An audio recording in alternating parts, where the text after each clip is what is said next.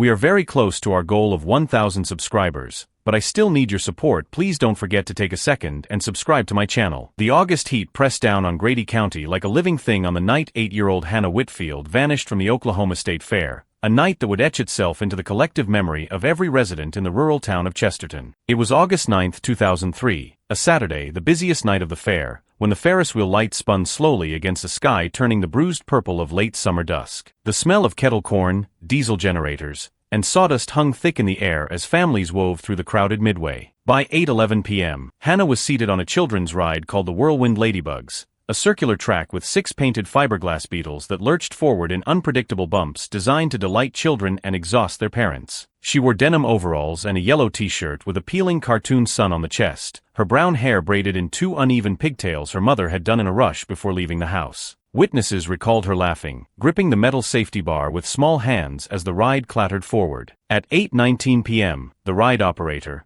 a 17-year-old seasonal worker named Trent Myers, pressed the red button to halt the last cycle. Parents stepped forward. Children climbed out of the ladybugs. Hannah did not emerge. In the chaos of motion and crowd noise, it took her mother, Melissa Whitfield, a full 30 seconds to realize something was wrong. She stepped closer to the ride, scanning the clusters of children who always spilled away in bursts of energy. Hannah wasn't among them. Melissa asked Trent to check the ride. He lifted each fiberglass shell, one by one. The ladybugs were hollow underneath, meant only as decorative covers over the metal seating platforms. Hannah was not there. Melissa's voice, tight with a rising panic she would later describe as a physical blow, called her daughter's name over and over. The noise of the fair swallowed it. Within minutes, fair staff alerted security. The Oklahoma County Sheriff's Office, already on site for crowd management, received the official missing child report at 8:32 p.m. The rapid response that followed became a textbook example of early search protocol. Gates closed, rides halted, lights raised, announcements broadcast. But Hannah was gone. Investigators would later confirm that at least 14 people saw Hannah on the ride. 12 described her disembarking or appearing to disembark. 3, without knowing one another, claimed to have seen a man in a denim jacket standing near the exit gate, though their descriptions differed. One said the man was tall and broad-shouldered, another said he had a limp, and a third insisted he wore a baseball cap with a faded red bill. No camera footage existed. The 2003 fair operated with minimal surveillance. The only security camera in the vicinity was mounted above the prize booth near the ring toss game, pointing away from the Whirlwind Ladybugs. Investigators didn't recover a single frame showing the ride or its passengers. Fair employees formed a human chain to sweep the grounds. Volunteers joined as word spread. Carnival workers searched beneath trailers,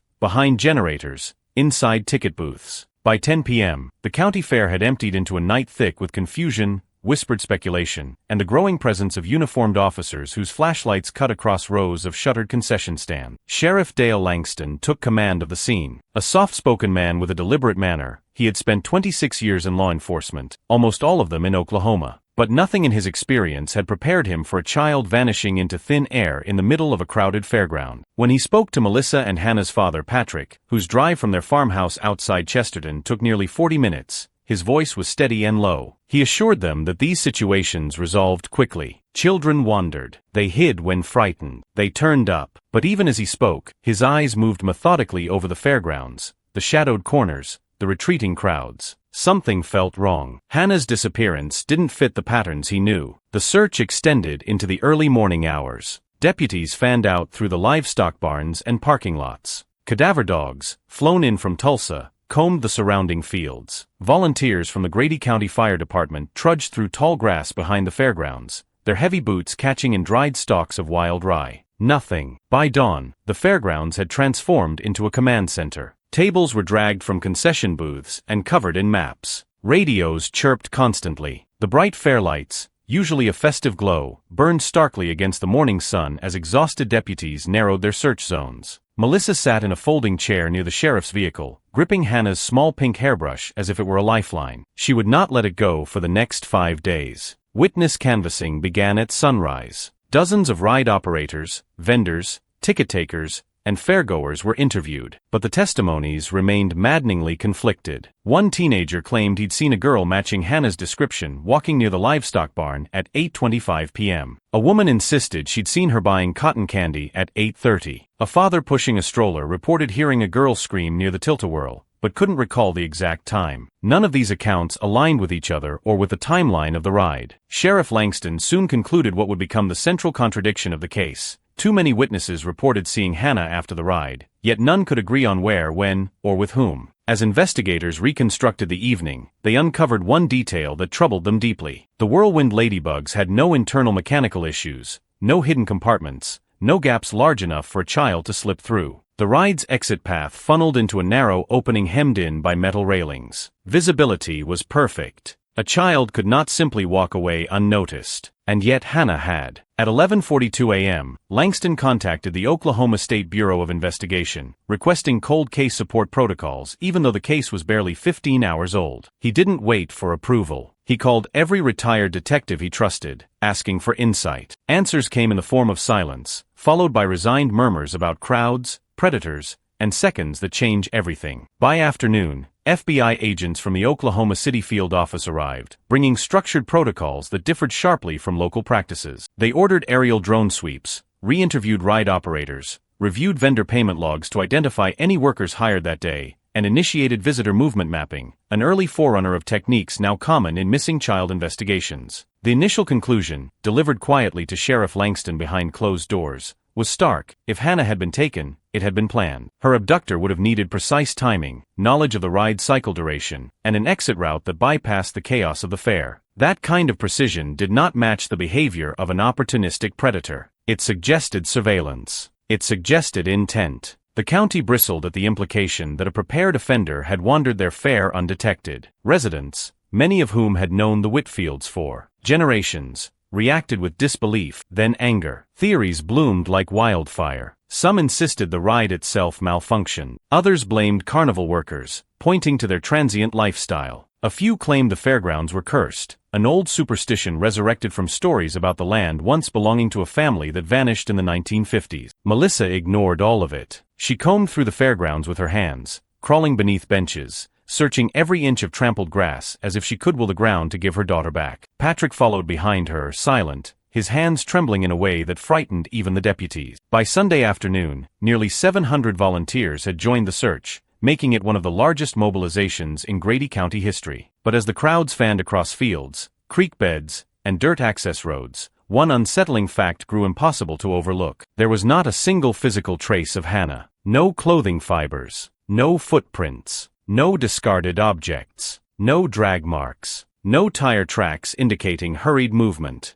It was as though the fair itself had opened its jaws and swallowed her whole. On Monday morning, forensic analysts from Quantico examined the ride. They noted one detail no one else had considered meaningful. The timing of the ride cycle had drifted by 18 seconds between the first and last run of the evening. The operator chalked it up to wear and tear. The FBI did not. Rides didn't slow for no reason. Something had disrupted the mechanism. Something, or someone, had interacted with it. Investigators later admitted that this detail marked the first fracture in the official theory of events. Hannah's disappearance was not simply a snatch and grab. It was a structural manipulation. Someone had altered the timing of the ride. Someone had been near the machinery. Someone had used those 18 seconds. But everyone would spend the next 16 years trying, and failing, to understand how. The case that would obsess Oklahoma, destroy families, devastate investigators, and eventually hinge on a single overlooked detail began here, in the thick summer heat, beneath colored bulbs and rattling engines, on a night when hundreds of people stood within feet of a little girl and not one of them realized she was disappearing forever. Detective Avery Dalton of the Oklahoma State Bureau of Investigation arrived in Chesterton on the morning of August 12, 2003, stepping out of a government sedan onto fairgrounds that still carried the ghosts of Saturday night, trampled straw, the faint smell of burnt sugar, bits of litter clinging stubbornly to the chain-link fences. Dalton was 49, a veteran investigator with 23 years in missing persons work and a reputation for methodical analysis that bordered on clinical detachment. He wore a beige suit that looked almost absurdly formal against the backdrop of shuttered concession stands and carnival rides frozen mid-season. But Dalton's presence had been requested because Sheriff Langston recognized a truth he'd been reluctant to admit: this was no longer a local case. Something about Hannah's disappearance was different, colder, quieter, more calculated than the spontaneous chaos typical of abductions. Dalton began his assessment by walking the entire perimeter of the fairgrounds, making note of access points, distances between structures, natural concealment zones, and blind spots created by the arrangement of trailers and generators. His first observation, later written in the official case file, was blunt. Visibility was too high for a child to be lifted, carried, or dragged from the ride without at least one reliable witness. His second observation was more troubling. The timing manipulation of the whirlwind ladybug suggested intentional interference, meaning the offender had either mechanical knowledge or unauthorized access to the ride. Dalton requested full maintenance logs for the Carnival rides, but no such records existed beyond routine pre-opening checks and operator notes scribbled on half-sheets of paper. The Carnival manager, a wiry man named Cecil Hobbs who had spent 30 years moving from state to state with a traveling fair, insisted that the ladybugs had been functioning normally all evening. Dalton asked whether anyone unfamiliar had been seen near the machinery. Hobbs hesitated before admitting that a man in a denim jacket, matching the vague witness descriptions, had been spotted leaning against the ride's control booth earlier in the night. The operator, Trent Myers, had assumed he was another worker. Hobbs assumed the same. Neither could identify him. Dalton requested payroll rosters, vendor contracts, and temporary worker registrations. The fair employed 72 people that week. Dalton verified 68 within the first 24 hours. 4 were missing, having left town before the disappearance or immediately afterward. Their names: Aaron Pike, Elena Calderon, Jimmy Redpeat, and an unidentified man listed only as D. Royce, would come to occupy a corner of Dalton's investigation board for years. But the lead was weak. Carnival labor was transient, records sloppy, names often false. Dalton didn't fixate on them. Not yet. Instead, he listened carefully to the tone of the community. Chesterton had shifted from shock to fear, a subtle change evidenced by parents gripping their children tighter at the grocery store, by men standing guard on their porches long after sunset, by the sudden installation of deadbolts on doors that had previously remained unlocked for decades. The town's fear took shape in rumors, and rumors became theories, and theories became obstacles for investigators. One woman claimed the fairgrounds sat on cursed land once owned by the Hawthorne family, who had disappeared in 1951 without a trace. A group of teenagers insisted they had seen strange lights near the livestock barn the night Hannah vanished, though none could specify a time or direction. A retired trucker swore he'd seen a black van speeding down County Road 14 at 8:20 p.m., but surveillance cameras from a convenience store proved no such van had passed within the hour. Dalton eliminated these threads calmly, one by one, but something about the atmosphere in Chesterton continued to bother him. The collective certainty that Hannah had been taken by someone from outside the community, a boogeyman, a drifter, someone without roots. Dalton had seen this pattern before. Communities protect their own by inventing outsiders.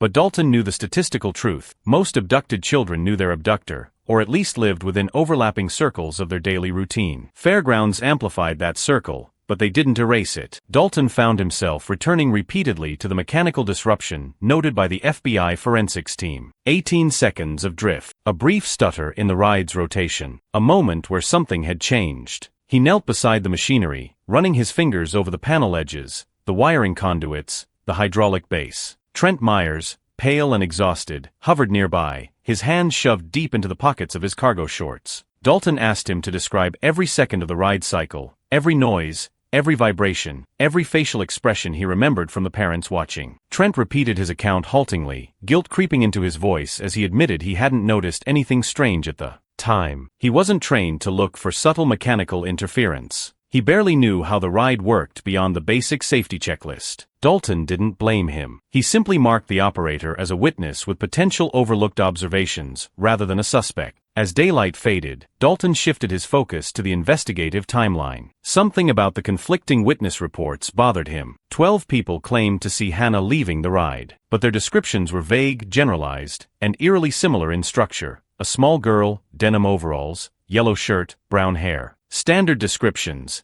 easily projected onto any number of children at a fair. Only 2 witnesses described something specific, a missing left shoelace and mismatched hair ties. Hannah had neither. Dalton began to suspect memory contamination. In chaotic scenes, people remembered what they expected to have seen, not what they actually witnessed. The human brain filled gaps with familiar shapes. He wrote a note to re-interview those 12 witnesses later in the week, individually, without referencing each other or previously collected statements. That night, Dalton sat alone in the makeshift command center, studying the map of the fairgrounds under the flicker of fluorescent lights. He traced possible exit routes from the whirlwind ladybugs to the fair perimeter. 7 feasible paths. 4 too crowded for a clean extraction. 2 required significant visibility risk. 1 stood out, a narrow service corridor running between the games row and the electrical supply trailers. dim lighting, high noise levels, limited sight lines, direct access to the staff parking lot. Dalton circled it in red ink. Early the next morning, he walked the service corridor, counting steps,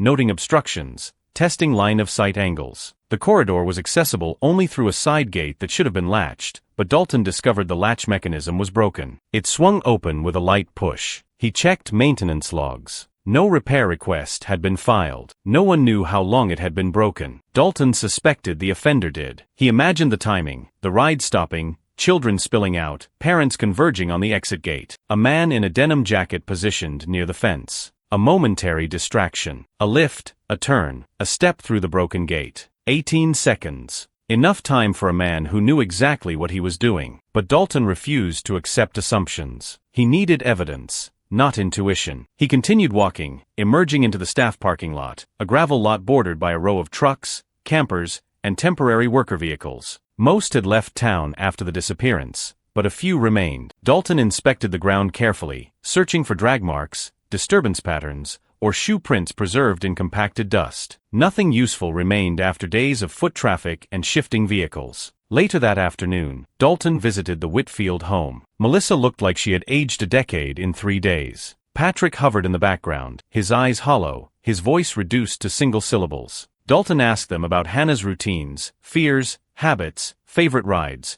whether she ever wandered off during previous fairs. Melissa shook her head firmly. Hannah was cautious, shy with strangers, never wandered, never ran. Patrick added quietly that she hated loud crowds. The fair was a rare treat, something she'd looked forward to for months. Dalton asked whether Hannah knew anyone at the fair, friends, relatives, neighbors. Melissa hesitated before mentioning a name, Travis Rowell, a 19-year-old neighbor who sometimes helped with chores and had spoken kindly to Hannah on several occasions. Dalton wrote the name down. He asked whether Travis had been at the fair that night. Melissa believed so. She had seen him near the livestock barn around 7 p.m. Dalton's instincts tightened. He requested Travis's contact information and left the home with a growing sense that the circle of relevant individuals was narrowing. That evening, Dalton located Travis at his part-time job at the Chesterton feed mill. The young man seemed startled by the attention, but answered questions calmly. He had been at the fair from 6 p.m. to 9:30 p.m. with 2 friends. He claimed he never approached the rides that night, spending most of his time near the food stalls and the livestock barn. His alibi, though vague, was supported by one friend and contradicted by the other, who insisted Travis had wandered off alone for nearly 20 minutes around 8:15 p.m. Dalton made note of the discrepancy. That night, back at the command center, Dalton laid out timelines side by side, witness statements, ride cycle logs, operator testimony, patrol officer position, reported sightings, Travis's movements. One detail emerged like a splinter pushing through skin, a consistent time gap between 8:18 p.m. and 8:22 p.m., a 4-minute window in which no reliable witness could place Hannah, Trent, or anyone near the Ladybugs with certainty. A 4-minute window that aligned almost perfectly with the ride's mechanical slowdown, and the last moment Hannah was confirmed present. Dalton leaned back, staring at the timeline. 4 minutes. 18 seconds. A broken gate. A man in denim. A child who did not wander. Someone had planned this. Someone had executed it cleanly. Someone had used the fair as cover. And Dalton, for the first time in his long career, felt the unsettling sensation that he was not simply chasing a perpetrator but trying to reconstruct a performance. One practiced, precise, and chillingly silent. He knew then that this case would not be solved quickly. He also knew something else. Something he would admit only years later in a recorded debriefing. By the end of day 3, he already feared Hannah Whitfield was no longer alive. Detective Avery Dalton began the 3rd week of Hannah Whitfield's disappearance with a grim realization settling deeper into his bones each passing hour. The case was no longer expanding, it was tightening, contracting around a few stubborn details that refused to align. He had been working 16-hour days, sleeping in short bursts on a cot inside the fairgrounds administrative office, waking at the slightest radio crackle. The Oklahoma State Bureau of Investigation had formally taken over command, though Sheriff Langston remained the public face of the search operation, his stoic calm giving the community a sense of continuity even as panic churned beneath the surface. Dalton's investigative wall, now filling an entire room, displayed every piece of evidence, every witness statement, every theory, every dead end. A dozen pinned photographs hovered above colored lines mapping potential abduction routes. At the center, circled twice in red ink, sat the ride schematic for the Whirlwind Ladybugs, its timing anomaly highlighted in Dalton's distinctive block lettering, plus 18 seconds drift. He stared at that circled notation each morning, as if repetition might force the universe to yield its meaning. On Tuesday, he requested the original manufacturer's documentation for the Ladybug's ride. When the shipment arrived, 6 heavy binders thick with technical diagrams and maintenance procedures, Dalton combed through them with a mechanical pencil, annotating every section involving speed regulators, hydraulic pressure, and emergency overrides. It took him 2 days to identify a single sentence buried. In the maintenance addendum, rotational drift exceeding 0.7 seconds per cycle indicates manual interference with tension belt assembly or motor load. The Ladybugs had drifted 18 seconds. Dalton closed the binder slowly. This was intentional. No child fell through a gap or slipped unseen into the crowd. Someone had stalled the ride from the machinery itself or manipulated the tension belt from the underside of the platform, a maneuver requiring knowledge of the model's mechanical weaknesses. Dalton pulled the employee rosters again, comparing job roles, noting who would have had access to the ride's underside. 3 names emerged: 2 maintenance workers from the Carnival crew and 1 local electrician hired temporarily by fair management to inspect wiring near the midway. The electrician, 43-year-old Hank Bledsoe, became Dalton's immediate focus. Hank lived less than 5 miles from the fairgrounds in a weathered single-wide trailer surrounded by rusting farm equipment and stacks of half-disassembled appliances. Dalton visited him at dusk on Thursday, arriving unannounced. Hank greeted him with a resigned posture of someone accustomed to suspicion. He admitted freely that he had crawled beneath the Ladybugs several times before the fair opened that morning, checking for loose connectors after a voltage irregularity tripped one of the stall's junction boxes. But Hank insisted he left by noon, his work documented by a signed invoice. Dalton reviewed the paperwork. The timestamp looked genuine. Still, he asked about the tension belt assembly. Hank frowned, clearly not expecting such a technical question, then answered without hesitation. He had never touched the tension belt. That was Carnival jurisdiction. Hank's knowledge was too shallow. Dalton crossed him off the list. The 2 Carnival maintenance workers, Miguel Santos and Ernie Brook, were harder to evaluate. Both had left Oklahoma the day after the disappearance, following the fair's original schedule. Dalton tracked them to Kansas, then to Colorado, eventually locating them in a workers' encampment behind a traveling festival in western Nebraska. Their stories matched, both claiming they had performed standard checks on the Ladybugs, but had never accessed the underside during fair hours. Dalton studied their demeanors, their hands, their eyes. He saw no indication of guilt. After formally clearing them, he returned to Oklahoma with more questions than answers. Meanwhile, the Whitfields had become the emotional center of the community's anguish. Melissa and Patrick rarely left their farmhouse except to attend search briefings or drive aimlessly along rural backroads looking for any sign of fresh tire tracks or clothing remnants. Dalton observed them quietly each time, noting the subtle shift in their posture, the way hope began lowering itself into a quieter, more haunted shape. Dalton knew that stage well. He had seen it in countless parents whose children vanished without explanation. Families passed through predictable phases: frantic motion, aggressive outreach, anger toward authorities, then the slow descent into silence. The Whitfields had reached the edge of that silence. On August 27th, Dalton visited their home after dinner, intending not to interrogate but to observe. He asked permission to see Hannah's room. Melissa led him down the narrow hallway, her hand trembling slightly as she turned the doorknob. The room was tidy, with neatly folded clothing, a row of stuffed animals arranged in size order, and a half-assembled jigsaw puzzle on the desk. Dalton scanned the space for patterns. Children often expressed fear or anxieties through drawings or notes. He asked Melissa whether Hannah had ever written anything private. Melissa produced a small diary with a glittery cover, but it contained nothing unusual: school notes,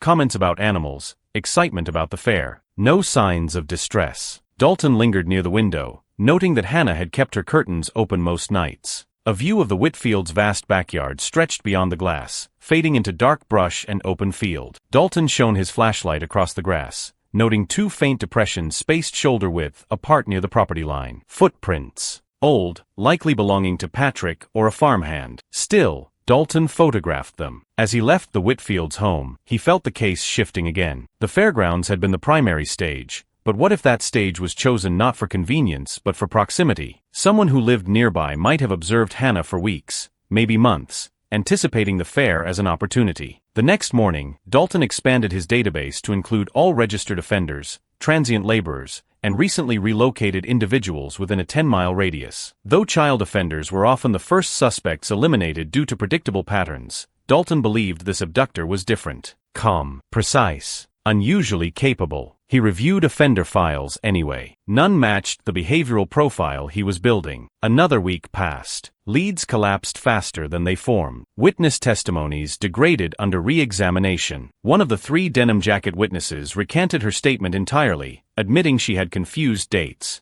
Another insisted the denim man had been carrying a large stuffed animal. The third claimed the man had spoken to her in a low voice, but her description contradicted itself. Dalton dismissed all 3. By early September, Dalton returned again and again to the service corridor behind the whirlwind ladybugs. Something about that space felt wrong. He walked the path in slow increments at varying times of day, noting lighting angles, auditory interference, potential vantage points. He mapped the distance from the ride exit to the staff parking lot, 78 feet. He walked it silently. Then he walked it while carrying a 25-pound weight approximating the mass of a small child. It took him 10 seconds while moving quickly, 14 seconds while moving cautiously, 18 seconds if pausing to check for observers. The number matched the ride's drift. Dalton stopped at the parking lot threshold, his pulse rising. Someone had synchronized the extraction to the disruption of the ride cycle. Someone had planned the timing down to seconds. He returned to the ride platform, crouched beneath it, and examined areas the FBI techs hadn't prioritized. His flashlight beam crawled across metal struts, hydraulic lines, and layered grime. Then, near the motor housing, he saw something. A faint gouge.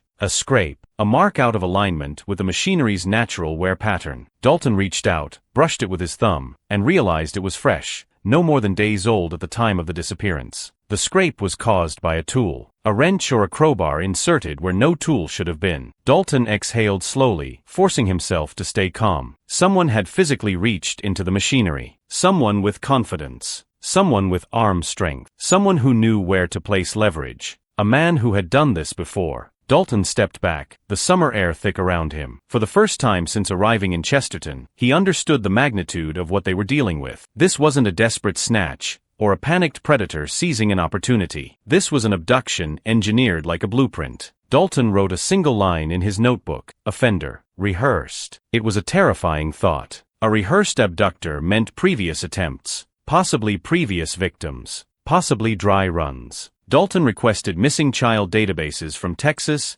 Kansas, Arkansas, and Missouri. Within 24 hours, he identified 3 cases with haunting similarities. A girl who vanished near a fair in Arkansas in 1998, a 6-year-old missing from a Kansas carnival in 2000, a child lost from a county festival in East Texas in 1995. All unsolved, all involving crowded events, all occurring within 90 minutes of mechanical disruptions or electrical irregularities. Dalton did not believe in coincidences. He pulled all 3 files. The next morning, he studied the Arkansas report, his jaw tightening as he read the details. A ride malfunction, a brief slowdown, a witness describing a man in a jean jacket. Dalton moved to the Kansas case. Delay on a carousel cycle, a child missing, conflicting witness accounts. Then the Texas file, a Ferris wheel stutter, a child unaccounted for, one blurry witness recollection of a man stepping behind a generator trailer. Dalton leaned back, pulse rising with a slow burn of certainty. They were dealing with a serial abductor. Someone who used fares as cover. Someone who sabotaged machinery to time his extraction. Someone who blended into the seasonal labor workforce. Someone who could vanish between state lines like dust on a hot highway. Someone who could move unnoticed through towns like Chesterton. Dalton stared at the combined file list in silence. The case had just transformed into a multi-state investigation, and the man he was hunting had been perfecting his method for at least 8 years. Detective Dalton did not sleep the night he realized Hannah Whitfield was not the first child taken this way. He paced the dimly lit fairground office with the 3 cold case files spread across the table like a trinity of ghosts demanding resurrection. Each timestamp,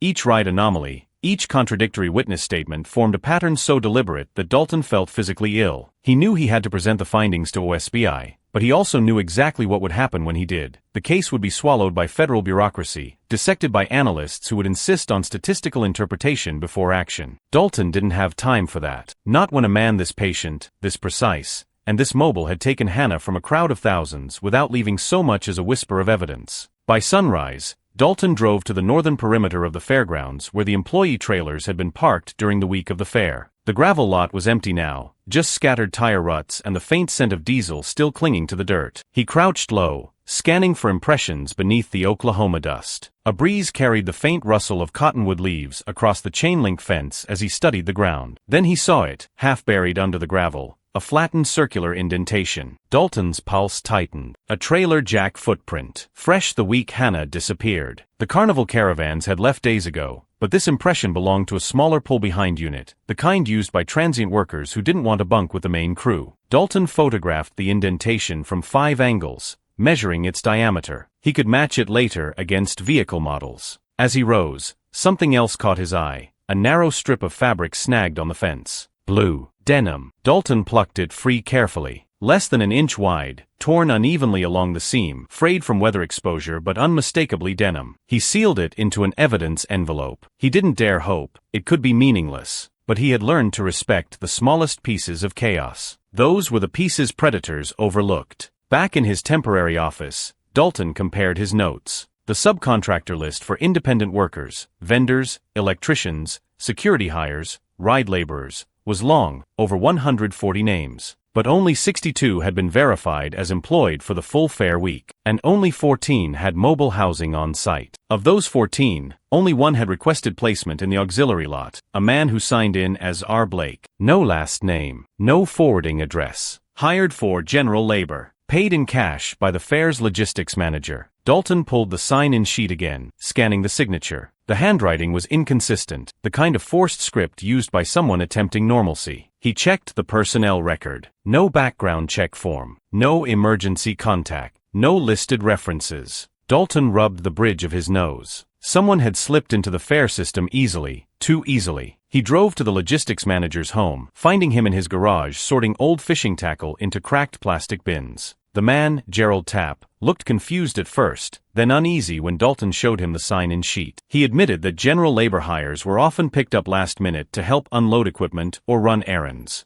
Cash payment was standard for temporary muscle. But when Dalton asked whether he remembered R. Blake, Gerald stepped back slightly, his breath shifting in that subtle way people do when a buried memory resurfaces. Quiet guy, Gerald muttered. Didn't say 10 words the whole week. Kept his head down. Always wore that jacket, even when it was 98 degrees. Dalton waited. Which jacket? Jean jacket, Gerald said. Dark blue. Old. Dalton's stomach turned cold. He pressed for more. Gerald's brow furrowed. He watched people too much, he said finally. Not in a creepy way. More like he was studying them. Like he didn't want to get caught doing it. Always stood behind something. Fences, generators, concession trailers. Always watching. Dalton left the interview with a tightness in his chest. Someone like that didn't just appear in Chesterton. Predators of that sophistication learned their behaviors over years. Dalton needed more data. He contacted a behavioral analyst in Tulsa, someone he trusted, Dr. Mireya Collins. Within hours she called him back, her tone more urgent than he expected. Jimmy, 3 cases spread over so many years,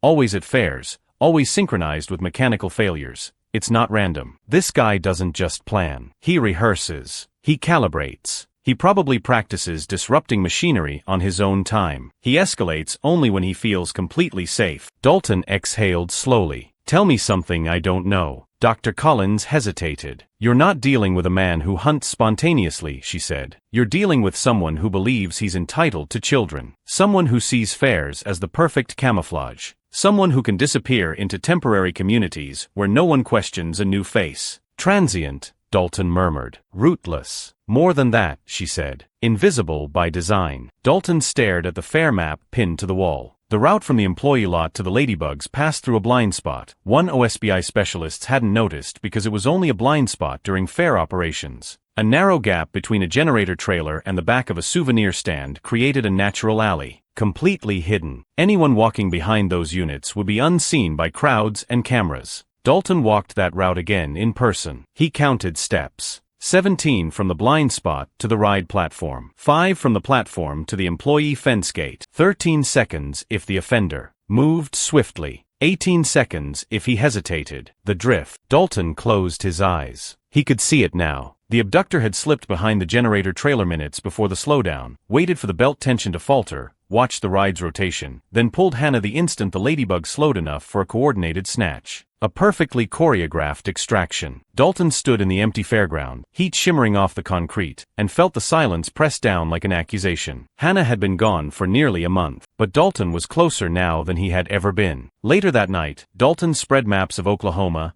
Kansas, Arkansas, and Texas across the office floor, marking every fair, carnival, and festival scheduled in the next 6 months. He circled routes with red ink. The offender wouldn't stop. Predators like him didn't retire. They adapted. They migrated. They found new crowds, new cover, new victims. Dalton studied the travel patterns of the previous abductions. Each crime scene was separated by 2 to 3 years. Each occurred near major highway corridors. Each location aligned with seasonal work cycles. Dalton grabbed a ruler, connecting the towns with straight lines. The resulting pattern wasn't random. It formed a loose C-shaped arc across the Midwest. The offender traveled in predictable loops, following fairs that drew big crowds but minimal security oversight. Dalton marked potential future fairs along that trajectory. His pulse quickened when he saw it. 17 days from now, a large traveling fair would open in southern Missouri. Remote, understaffed, hundreds of children. Dalton circled it twice. A child taken from Chesterton was an anomaly. 3 children taken across 3 states formed a pattern. But a fourth would reveal the offender's rhythm. Dalton made calls until dawn. OSBI hesitated. The FBI requested probability modeling. But Dalton didn't wait. He packed a duffel, loaded his files into the car, and headed north at sunrise. He could feel it, deep in his bones, tightening in his chest. The man who took Hannah Whitfield would be there, watching, preparing, rehearsing, and for the first time, Dalton intended to arrive before him. The hunt had begun. Detective Avery Dalton drove into southern Missouri under a low ceiling of late August clouds, the kind that seemed to press the horizon closer to the earth, as if the sky itself were leaning down to listen. The county fairgrounds outside the town of Larkhaven sat at the junction of 2 state routes, bordered by soybean fields and a shallow creek that curled like a rusted wire around the property. From the highway, it looked like any other mid-sized fair, a Ferris wheel twisting slowly against the sky, bright banners snapping in the wind, the distant echo of a loudspeaker testing sound levels before opening night. But to Dalton, who parked his sedan on a rise overlooking the grounds,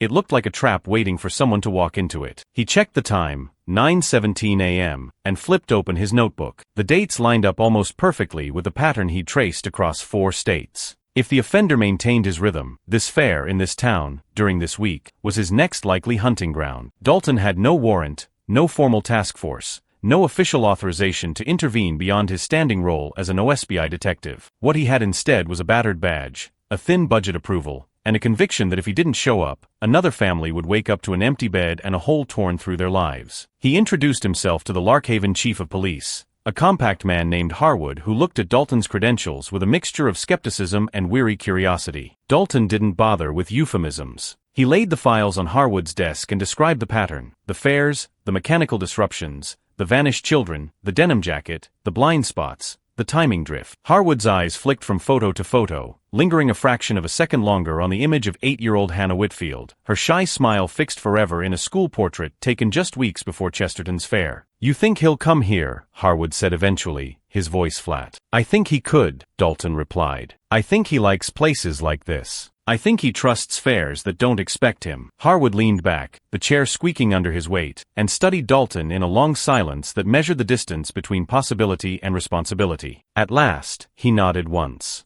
"I can give you quiet access," he said, "but you start telling my vendors they've got a serial kidnapper walking their midway, we'll have panic and no crowds. No crowds, no bait. You understand." Dalton hated the word, but he nodded. He understood. For the next 3 nights, as Larkhaven's fair filled with families and noise and spinning lights, Dalton moved through the grounds like a ghost. He wore plain clothes and carried a radio wired to a private channel shared only with Chief Harwood and 2 hand-picked officers. He memorized the layout, every ride position, every exit route, every generator placement. He identified the same patterns he'd seen in Chesterton and Arkansas and Kansas and Texas. Blind spots where trailers overlapped, narrow alleys between equipment clusters, service corridors that cut behind game rows and concession stands. He walked them slowly at dusk, then again under full darkness. His steps matched the rhythm of the crowds. Kids ran past him, sticky with cotton candy, their laughter ringing through the night air. Parents shouted after them, irritated, distracted, trusting that the fare was safe because it always had been before. On the second night, Dalton saw him. At first, it was just a shape in the wrong place. A man standing behind the tilt-a-whirl generator half hidden, wearing a dark jacket despite the humid heat. The crowd flowed around the ride like water around a rock, but the man remained perfectly still, his head tilted at a slight angle that suggested close attention. Dalton's pulse jumped. He adjusted his path without breaking stride, looping wide to approach the generator from the opposite side. By the time he circled around, the man was gone. Dalton scanned the crowd. No denim jacket, no stationary figure, just a shifting river of strangers. He swore under his breath and keyed his radio, giving a brief description to Harwood: male mid-40s,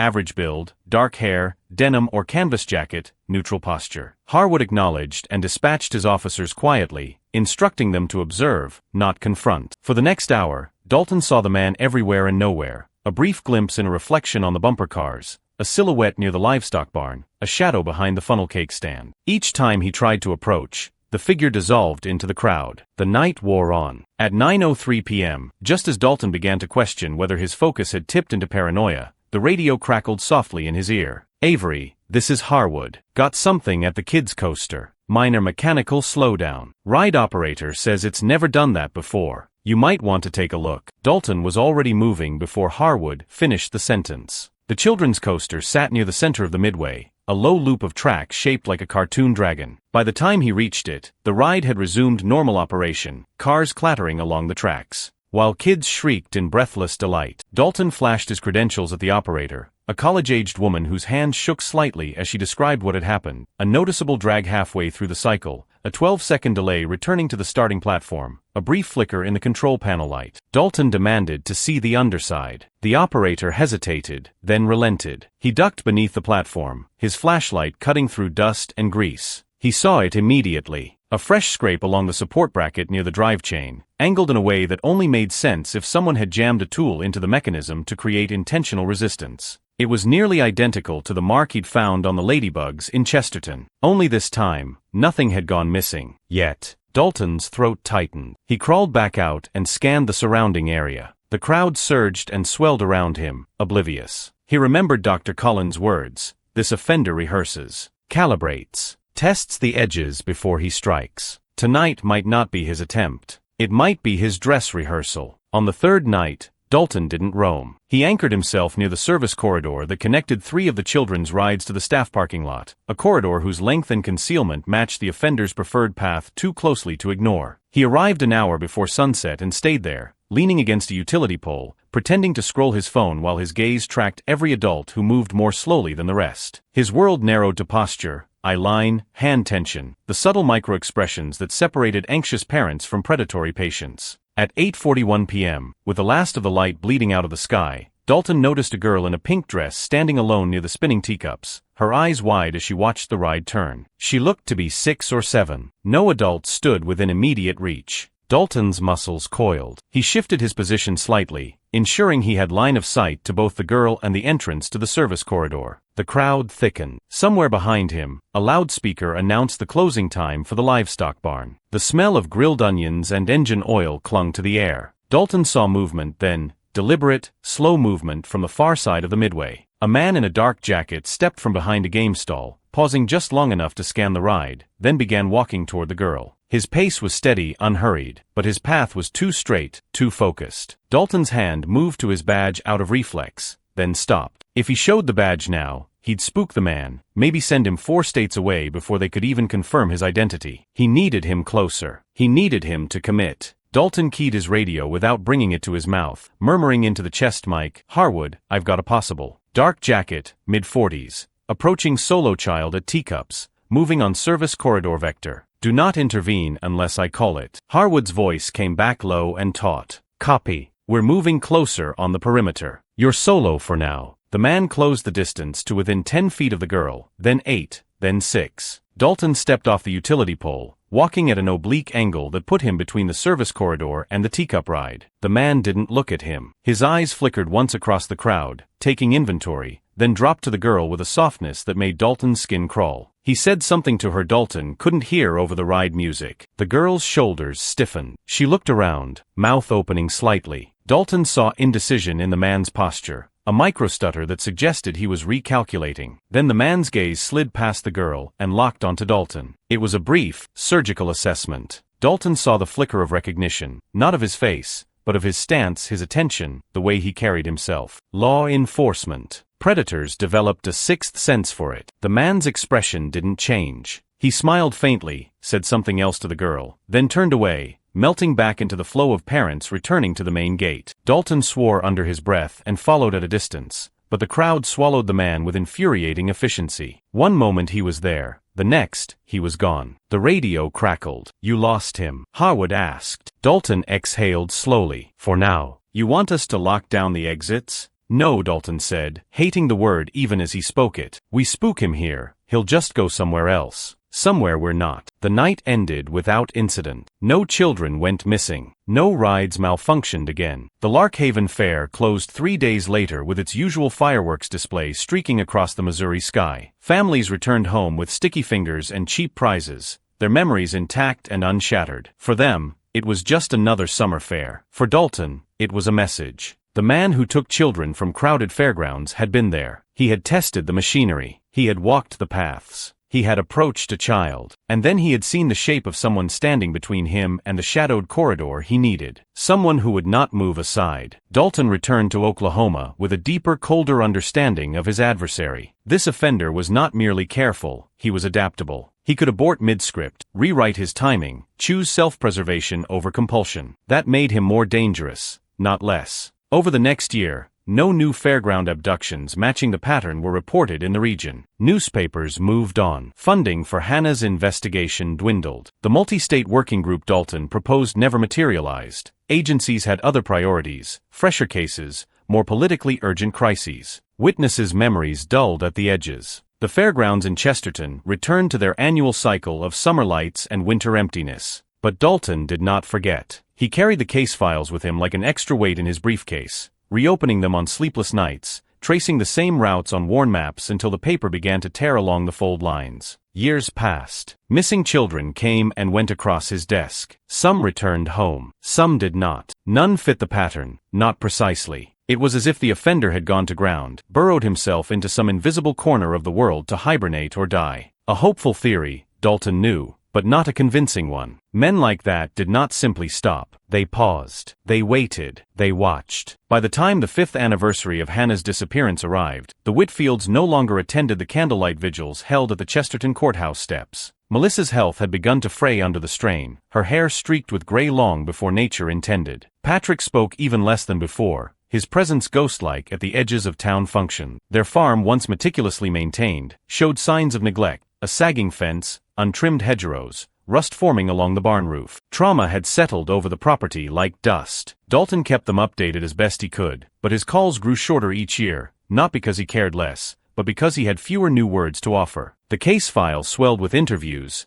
tips, misdirections, and technical reports. It did not swell with answers. When more than a decade later, a lab technician in a federal facility would slide a DNA report across a table toward a younger agent and say, "You're going to want to see this," the paper would carry a ghost of every failure etched into its fibers. It would carry the weight of fairs across 4 states, rides that slowed by seconds, lives that stalled for years. It would carry the name of a child who vanished from a crowd and the faint, persistent handwriting marks of a detective who refused to let her become just another unsolved entry in a database. Long before that moment, though, in the quiet years when nothing seemed to move and the world forgot about the girl from Chesterton, the case lived mostly in one man's mind. There, in the privacy of his thoughts, surrounded by ghostly ride diagrams and maps of county fairs, Dalton rehearsed the confrontation he knew would someday come. He pictured the denim jacket, the steady hands, the calm eyes of a man who believed he understood timing better than anyone else. He pictured walking into an interrogation room, laying down a folder, and watching those calm eyes flicker for the first time. Timing, he knew, cut both ways. Predators believed they owned it. Investigators learned to borrow it. Somewhere out there, the man who slowed rides and stole children believed he had outrun everyone who ever tried to follow. But time, as Hannah's case would eventually prove, had developed a new weapon that even he could not foresee, a way to read the faintest traces left in fabric and skin and microscopic fragments of touch. When that weapon finally turned its gaze toward Hannah Whitfield's file, the clock he thought he'd broken would start ticking again. Only this time, it would be counting down in his direction. For nearly 12 years,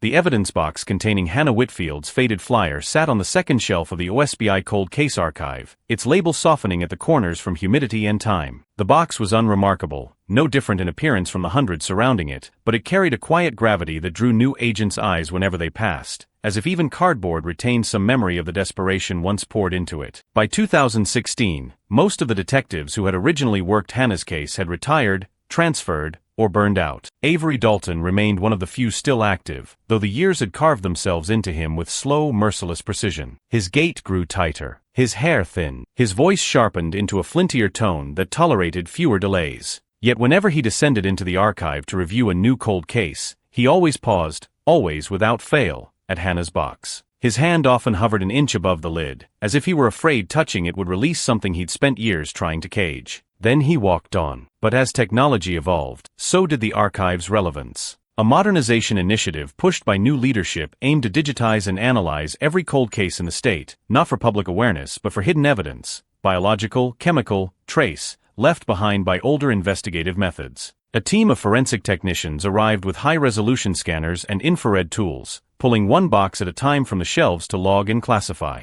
On a humid morning in early September 2016, a young technician named Lydia Serrano cleared her workspace, snapped her gloves, and reached for the next case on her list, Whitfield Hannah, 2003, Chesterton Company. She carried it to her station, unaware that she was lifting the first thread of a web that had stretched across 4 states and more than a decade. The box contained the expected items: photocopies of the girls' missing posters, ride inspection logs, witness statements scrawled on lined paper, a plastic vial holding sand from beneath the Ladybug's platform, and the denim scrap Dalton had collected in Missouri years earlier, sealed in an older-style envelope with handwriting faded but legible, found on fence posts. Related. Lydia held the envelope up to the light. A thin fiber glinted faintly inside. She frowned. The fiber had been tested in 2003 by outdated methods that couldn't extract trace biological material. Even in 2009, when Dalton resubmitted the sample, the technology wasn't advanced enough to interpret such a minuscule fragment. But now, for the first time, it was possible. Lydia walked the sample across the lab and placed it into a modern micro-extractor unit capable of isolating skin cells from the smallest fragment of fabric. She didn't expect results.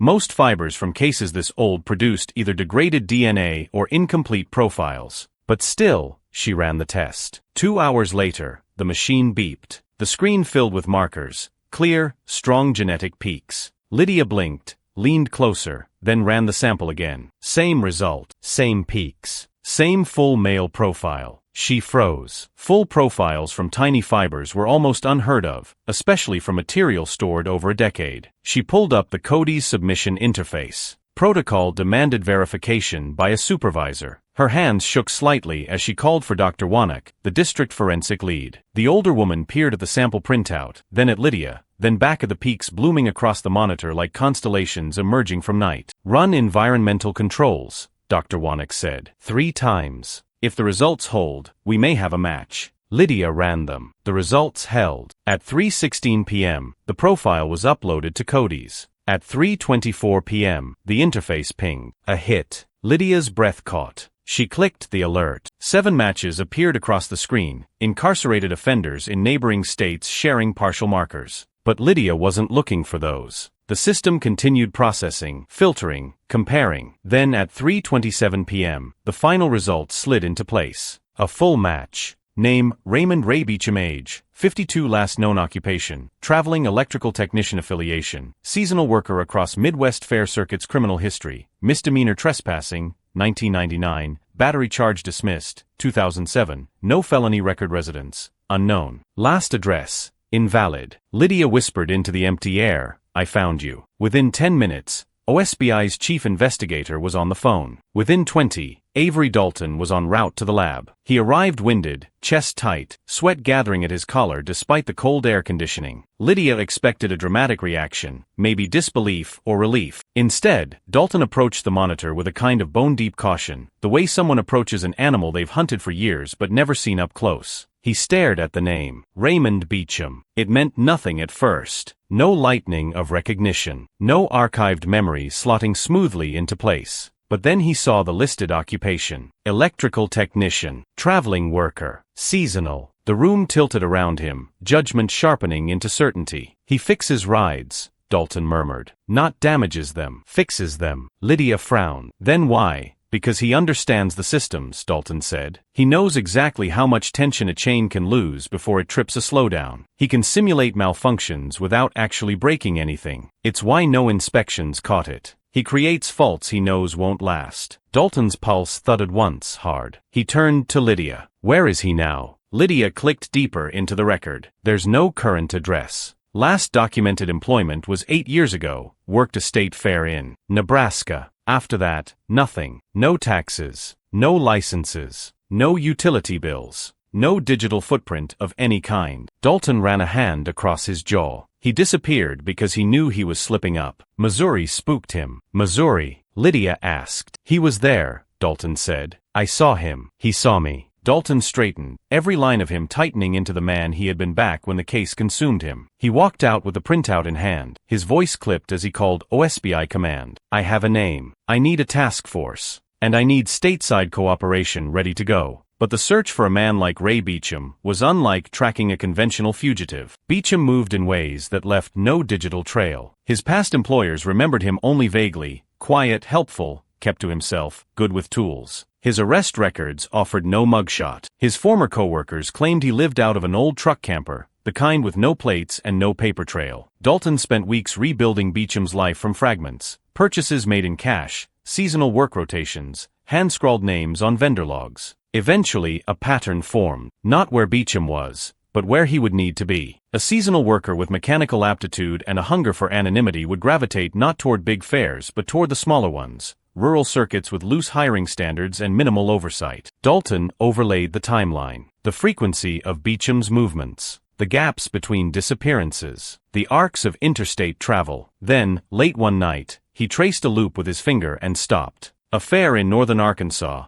tiny, remote, chronically understaffed, was set to open in 7 weeks. Dalton exhaled, slow and heavy. That was where Beecham would go, a place where nobody checked IDs, nobody counted employees. Nobody noticed a new technician in a worn jacket who worked quietly behind the ride platforms. Dalton submitted his findings to OSBI. He requested undercover placement, requested authority to coordinate with Arkansas State Police, requested full investigative support. The first 2 were approved. The third was not. It didn't matter. Dalton went anyway. 7 weeks later, the fair opened on the outskirts of Silas Bend, Arkansas. The sun fell over rust-colored hills as Dalton, now disguised as a maintenance contractor, stepped onto the grounds wearing steel-toe boots, a faded work shirt, and a tool belt filled with authentic equipment he hadn't used in years. He blended easily into the crowd of laborers tightening bolts, testing generators, inspecting platform brackets. He scanned every face, every posture, every jacket. On the second day, he saw him, near the kiddie coaster, kneeling beside the motor housing, adjusting a tension arm with a measured, almost intimate precision. Denim jacket, dark hair, age fit, build fit. Dalton's lungs froze. The man stood, wiped his hands, and walked toward a cluster of workers signing in for evening shift. He blended seamlessly. No dramatic aura, no sinister bearing, just a man who looked like any other traveling technician, a ghost made of ordinary flesh. Dalton didn't approach him. He waited. Day after day, he watched Beecham without being noticed, the way he moved through blind spots, the way he observed children without appearing to, the way he avoided cameras instinctively. He never lingered, never repeated a pattern. Predators who stayed alive learned to be water, ungraspable, formless, slipping through cracks. Dalton grew certain of one thing: Beecham was preparing. The subtle ride tests, the path rehearsals, the attention to blind corridors. It was Chesterton all over again, and Larkhaven, and Kansas, and Texas. On the 5th night, Dalton watched a small boy wander from his father's side near the scrambler ride. Beecham froze, shifted, calculated. Dalton stepped forward to intercept. But then, something changed. Beecham's shoulders stiffened. His gaze flicked across the crowd. He stopped moving. For the first time, Dalton saw something resembling hesitation. No, recognition. Beecham's eyes locked onto him. He saw Dalton, truly saw him, not as a maintenance worker, as the man from Larkhaven, as the hunter. A slow, thin smile curled beneath Beecham's stubble. It was barely perceptible, but Dalton felt it like a blade pressed against his spine. Then Beecham turned, not hurried, not panicked, just gone, vanished into the crowd with impossible efficiency. Dalton surged forward, weaving through families, pushing past teenagers, scanning every direction. But the denim jacket dissolved again, like always, into the endless river of strangers. That night, Dalton couldn't sleep. He sat in the dark of his motel room, files spread around him like shattered glass. For years he had believed he was closing the gap, that he was slowly pulling the man into the open. But as the hours ticked toward dawn, a cold truth gripped him. Beecham had known exactly how close Dalton was. And instead of running forever, Beecham had chosen to stay visible, to study him, to consider him. That smile had not been a threat. It had been an invitation. Beecham was no longer avoiding him. He was acknowledging him. That meant one thing. The timing had changed. And predators only changed timing when their next move was already decided. Dalton stared at the wall until sunrise, the weight of realization settling into him like concrete. Beecham wasn't done. He had simply been waiting. And the next disappearance wouldn't be random. It would be a message. A personal one. Because for the first time in 13 years, the hunter and the hunted were looking directly at each other across a narrowing distance. And only one of them understood what came next. 4 weeks after Silas Bend, Dalton lived in a state that resembled consciousness only in the technical sense. He worked. He slept in shallow, brittle pockets. He ate when his hands trembled enough to remind him he hadn't. But inside, every cell braced for impact. Every instinct insisted the same thing. Beecham was no longer drifting through the Midwest in random loops. He was circling, tightening, watching. The faint smile Beecham had given him, barely more than a twitch, replayed in Dalton's mind until it became something surgical, like a scalpel sliding beneath skin. Predators rarely acknowledged their hunters unless they were folding them into the script.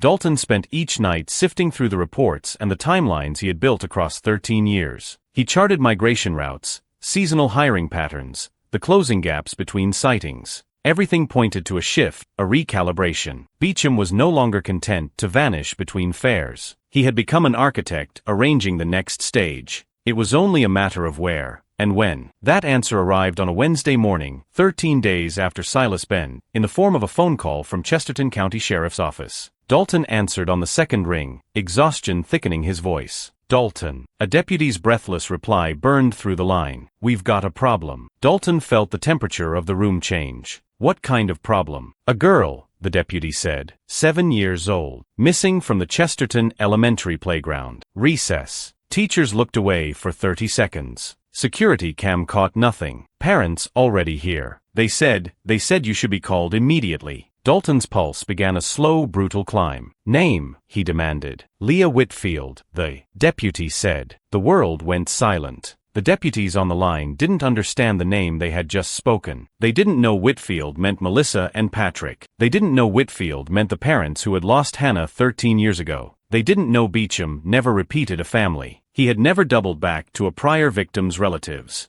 Never touched the same community twice. Until now. Dalton was already grabbing his keys. Send me everything, he snapped. Every camera angle, every teacher statement, every second of footage, every witness from the parking lot to the street. I'm on my way. He didn't remember most of the drive. Only the blur of asphalt and the steady rising rhythm of dread that shaped itself into a single truth. Beecham had escalated. This was no longer the work of a man hiding in crowds. This was deliberate, personal, an answer to Dalton's pursuit. If Beecham had truly taken Leah Whitfield, then the message behind the act was clear. Dalton had inserted himself into the predator's rhythm, and now the predator had built him into the script. Chesterton looked unchanged when Dalton arrived, but the absence in the air was unmistakable. The elementary school sat behind a chain-link fence, red swings swaying lightly in the afternoon wind. Police cars ringed the building like a perimeter of dread. Parents huddled in small, frantic knots. Teachers stood numb and inconsolable. Dalton stepped past them and moved directly toward the playground gate where a small pink backpack lay abandoned, the zipper half open, a plastic keychain shaped like a butterfly dangling from its loop. A deputy approached, eyes wide with apology. We found that during initial sweep. Belongs to Leah. Dalton crouched and examined it without touching. No dirt. No scuffing. No tearing. No signs of struggle. A clean lift. A practiced one. He stood and demanded the timeline. The deputy recited it. Recess began at 10:47 a.m. A teacher noticed Leah sitting alone near the fence. The class rotated games. At 10:52 the teacher looked back and saw Leah was gone. No scream. No sound. No disruption. Just gone. Dalton checked the camera footage next. He stood shoulder to shoulder with the school principal in a cramped security office, watching grainy footage flicker across the screen. Kids ran in chaotic spirals. Teachers paced. The wind brushed the mulch beneath swing. Then, 4 seconds of static interference. The principal pointed helplessly. That happens sometimes when the maintenance shed tool bench gets moved. Electromagnetic interference. Or wiring issues. Dalton leaned closer. The timing was too perfect. The angle too convenient. Static obscured the only blind edge of the playground, the one adjacent to a delivery gate. When the image returned, Leah Whitfield was no longer on the bench where she had been sitting. Dalton replayed it again. Again.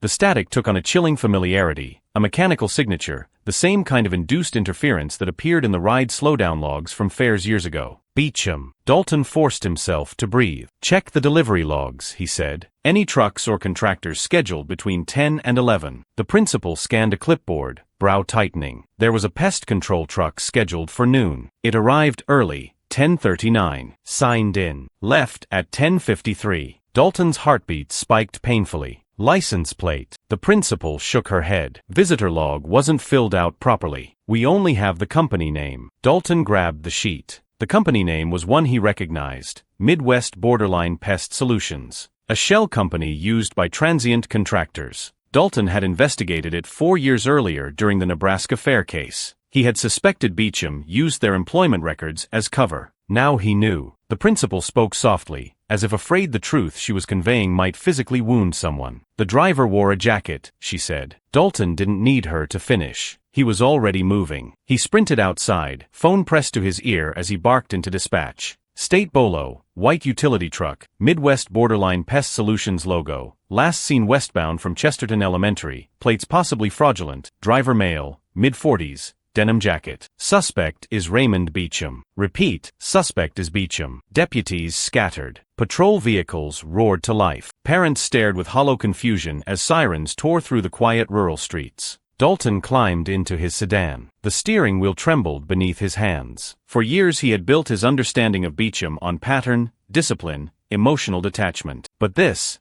was a rupture. Beecham had reached back in time and taken another Whitfield. Why? Dalton replayed the look Beecham had given him in Silas Bend. The faint smile, the acknowledgement, the invitation. This wasn't a repeat victim. It was a retaliation, a warning, a performance staged for one audience. Dalton. He tore down the county road, scanning every intersection, every turnout, every passing vehicle. A dispatch call broke in over the radio, Deputy Mills panting. We found tire tracks on Old River Road, fresh, utility size, heading toward the grain silos. Dalton turned sharply, tires screaming as dust billowed behind him. Old River Road was isolated, a long stretch of gravel bordered by thick brush and abandoned structures. The perfect place to transfer a victim. The perfect place to vanish. He reached the silos minutes later. Deputies were already combing the area. Dalton leapt from his car before it fully stopped. Tracks. Mills pointed. Fresh ruts curved behind an old storage barn, then vanished into dense overgrowth. Dalton followed the direction with his eyes. The overgrowth concealed a narrow ATV path leading toward the riverbank, a path locals rarely used anymore. Dalton's breath locked. It was the same instinctive corridor Beecham always chose. Narrow, concealed, transitional. A funnel, a channel, a place where sound died and sight lines warped. He ran. Branches slapped against his arms. The air grew damp and metallic. The river hummed in the distance. Then, 10 minutes down the trail, Dalton saw it. The utility truck. Abandoned. Engine warm. Driver's door open. Key in the ignition. And on the passenger seat, Leah's butterfly keychain. Dalton approached slowly, weapon drawn, every nerve screaming. He looked into the truck bed. Empty. Looked under it. Nothing. Looked in the cab again. No blood. No tape. No rope. No sign of a struggle. Just absence. A deliberate absence. Beecham had staged this. A misdirection. A breadcrumb with no trail behind it. The truck was meant to be found. Dalton closed his eyes, trying to reconstruct the path, the angles,